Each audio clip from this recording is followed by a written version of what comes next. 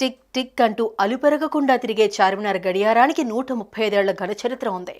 ఇన్నేళ్ల చరిత్రకు నిలువెత్తు సాక్ష్యంగా నిలుస్తున్న చార్మినార్ గడియారానికి గాయమైంది. అవును, ఇన్నేళ్ల చరిత్ర కలిగిన ఈ పురాతన గడియారం తాజాగా ధ్వంసమైంది. కేవలం సోషల్ మీడియాలోనే కాదు, ఇప్పుడు అందరి నోట ఇదే మాట. ఇక అధికారులు వెంటనే అలర్ట్ అయి ఆ గడియారాన్ని పరిశీలించారు.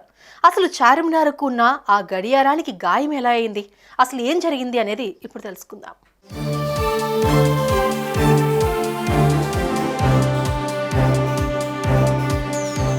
హైదరాబాద్ అంటే మనకు టక్కున గుర్తొచ్చేది ఏదైనా ఉందంటే అది చార్మినార్ మాత్రమే. భాగ్యనగరానికి మణిహారంగా నిలిచిన ఈ చార్మినార్కు ఎన్నో ఏళ్ల ఘన చరిత్ర ఉంది. సుల్తాన్ మహమ్మద్ కులీ కుతుబ్ షా ప్లేగు వ్యాధి నివారణకు గుర్తుగా దీనిని 1591లో నిర్మించారు. 4 మీనార్లు కలిగిన ఈ కట్టడం భారతదేశంలోని అత్యంత గుర్తింపు పొందిన నిర్మాణాల జాబితాలో ఒకటిగా నిలిచింది. అయితే ఇదే చార్మినార్ హైదరాబాద్ గ్లోబల్ ఐకానిక్గా అవతరించింది. ఇకపోతే 1889 చార్మినార్కు నలువైపులా గడియారాలను ఏర్పాటు చేశారు.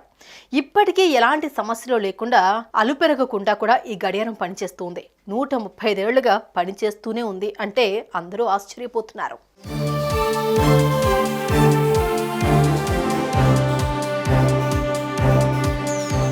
అయితే ఇదే గడియారానికి తాజాగా గాయమైంది.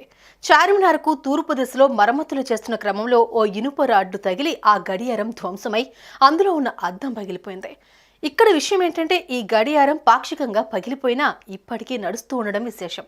ఇక ఈ విషయం తెలుసుకున్న అధికారులు వెంటనే పగిలిన ఆ గడియారాన్ని పరిశీలించారు.